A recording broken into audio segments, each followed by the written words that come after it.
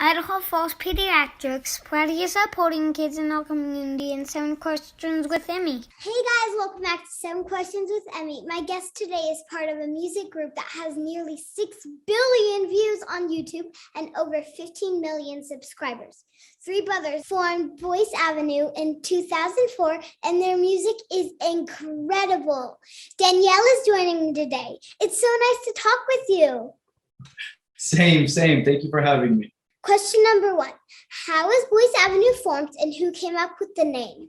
Well, we're all brothers, so we've been together. We like to joke since our youngest brother was born.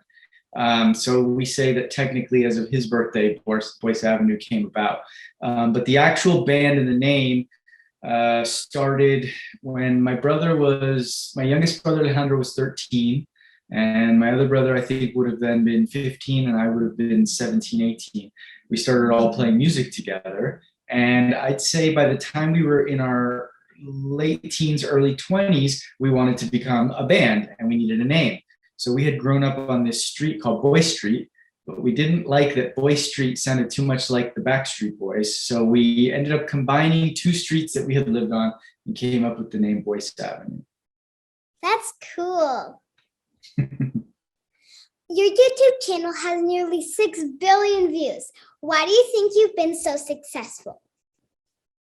Wow, good question. I think that hard work, consistency, and also, I'm not just saying this because he's my brother, but Alejandro, our singer, I think has an amazing voice, and it's a voice that I think is really soothing and resonates with a lot of people, as is sort of the music style that we play.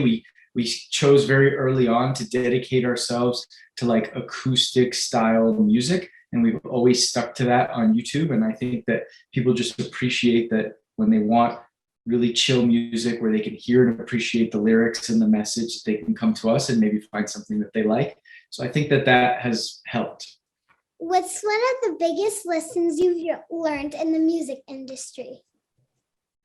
Oh my gosh. One of the biggest things we learned is patience and hard work and never giving up. And I know that sounds kind of cheesy or trite, but in our case, there were a lot of artists that in the early days, before we were really anything, we were sort of maybe competing with or jealous of in our minds, just thinking, wow, they've achieved all this. We wish we could achieve that. And then over time, we started to see that some of those artists ended up, coming back and opening for us later, or ended up wanting to do collab videos with us. And so what we found was that, if we could just be consistent and work hard, we could achieve a lot of the things that we wanted to achieve. And that it wasn't so much about being focused on other people, but staying true to what we wanted to do. You've toured a lot of places. Have you ever been to Idaho and tried our famous potatoes? We have not as a band been to Idaho, but I did have the pleasure of going to Boise to go to I went to a wedding of one of my good friends, and it was in Boise, Idaho, and I loved it. It was a great city. The wedding was at a winery. It was beautiful. You guys should come tour here, and I can come and watch. We would gladly have you out to a show. And after, you can have potatoes, let's say. Sounds great.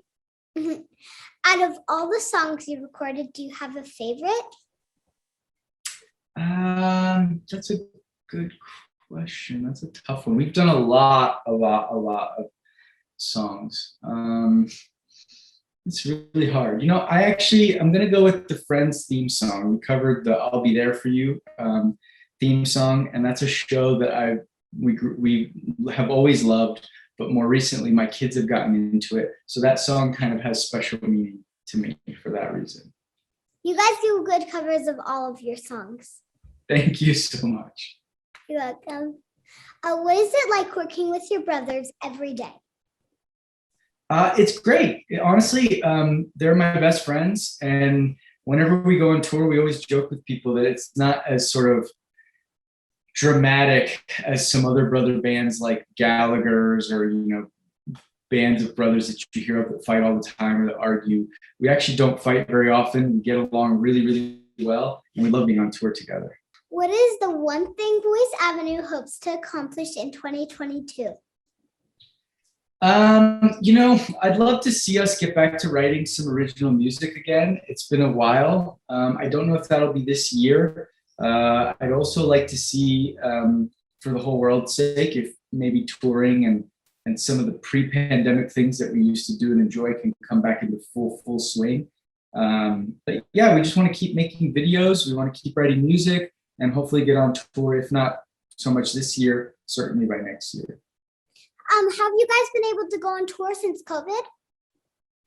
We got the opportunity a month ago to play in Dubai, which was really cool. We went to the United Arab Emirates and we got to play at a exhibition.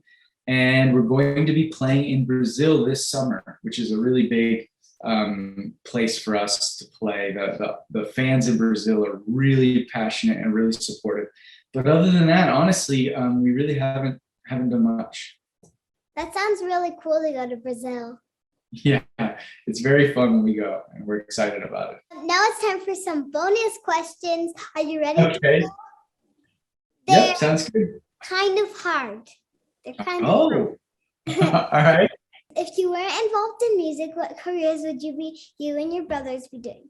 Well, I don't know that Alejandro ever liked doing anything other than music. Lately, he's gotten into technology. So maybe he would have done something, at the forefront of like digital technology. He loves computers, cameras, all that kind of stuff. Filming, he still enjoys. He's gotten into filming some of our own videos. Fabian was always into art and he studied architecture in college, so I imagine he would have done something with that. And I'm the oldest, so the band didn't really start to take off until after I had already, lived a lot longer than my brother. So I actually have a law degree and I practiced law for a few years. I'd probably still be doing something like that or running my own business if we hadn't done the band. Do you have any pre or post show traditions / rituals? We're usually very chill before a show. We don't get a lot of time to sightsee on tour. So sometimes, believe it or not, even right before we get on stage, we're scrambling around, shopping, sightseeing. But right before the show, a good 15, 20 minutes before the show, we usually like to just kind of be together. We may share a drink. And then right before we get on stage, we always hug and then we go on stage. That's nice.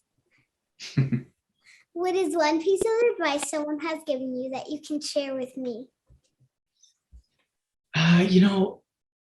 Gosh, I can't remember who it was, but early on, somebody told us to stay true to ourselves and to stick to who we were. And at the beginning of our career, we kind of wanted to be something else, I think. And so we ended up signing a record deal and we kept hoping for radio play, even though we had a thriving YouTube channel at that time. And when we signed the record deal, they all of a sudden didn't let us keep doing the videos on YouTube, the covers. So our channel started to decline. And when we ended up getting off of that record deal, we ended up really deciding as a band that we would always just do everything on our own and trust our instincts. So I think that getting that advice early on, to be ourselves and to do what we love and to stay with it has kind of paid off in the long run. Thank you so much for talking with me today, Danielle. You're welcome. Thank you for having me. It was a pleasure. And my mom and dad actually played your cover at their wedding when they did a dance. Oh, really? Yeah. It was our first dance. Oh, that's wonderful. What song was it? Just the Way You Are. Oh, that's so cool. Yes. So we've been longtime fans. Do you mind if I ask a few questions? No, sure. Oh. How do you decide which songs you're going to do? Like the Adele one. I mean, you must have turned that around pretty quick. The recent one. Sorry. Hi. This is my daughter, Oceana. She was so curious what was going on. She wanted to say. How old is she? 2 or 3? 4, actually. She's a little one. Hi. How are you, Rosanna? Oceana. Oh, Oceana. Okay. You say hi? Hi. As far as song selection, it's kind of varied. In the early years, we would do a lot of inventive pop songs because we thought we could infuse into them something that they didn't already have, and we also thought that it was kind of appealing to the public to see something unique, like somebody with an acoustic guitar playing an R&B song, you know? In the later years, like now, it's really starting to revert back to just like songs that we liked when we were younger, you know, like songs that our parents like, classics, like songs that will be around or will be popular for a long, long, long time. We're doing less of the pop and radio type stuff now and more of the classics, I guess. And is this all of your full-time jobs? Yes, we quit our jobs in I think 2008, and we never looked back. Nice. And you said that you're big in Brazil. Is that your biggest country with the most fans? I think at this point it might be. It used to be the Philippines. It used to be, I think, the US. Then it became the Philippines. Then now I think it's Brazil and the Philippines are kind of neck and neck as our biggest demographics. And do you take their daughter on the road with you? Do you have other kids too? She's one of four. She's the last one. Okay. So I have older kids. My oldest son is 13. So my wife and I have a 13-year-old, 11-year-old, 9-year-old, and she's the 4-year-old. Oh, great. 3 boys and a girl. And they actually have their own channel too. They've been doing a few covers here and there. Oh, what is it? So their group is called Interval 941. And I didn't mention this in the interview, but we were calling ourselves as a band Interval before we chose Boyce Avenue, and the name just kind of never fully stuck, and we chose Boyce Avenue. And then when my kids were trying to find a name and they found that out, they liked it, and so they wanted to be Interval. And then to make it unique, they added the 941 because that's our area code here. Can I ask you a question? How have you gotten so good at doing these interviews? Are you reading something off camera? Like, how are you doing this? Well, I'll grab it. We all, Woo! Touch the light. the light just fell. So I come up with the questions, but like we have a script, so I don't have to Perfect. memorize them. That's so good. Well, you're really, really good at it. And sometimes when we get asked to do things, we have to read it off camera, and it just looks better that way. But I can tell that you've thought about the questions and that you're excited about the interview, and that's really special. And she's Thank been you. prepping. We've been listening to your music in the car and here at the house the past week, so she knows. Yeah. Very cool. Well, if you guys are ever in a city where we're playing a show, we would have you out as our guests gladly. So, just keep in touch and let us know. Sure. Thank you. Thank you so Thank much, you. Danielle. And good meeting you too. Say bye. Thank you, guys. Thank you. Hopefully we'll see you on the road soon. Take care. All right. Talk soon. Okay. Thank you. Idaho Falls Pediatrics, proudly supporting kids in our community and 7 questions with Emmy.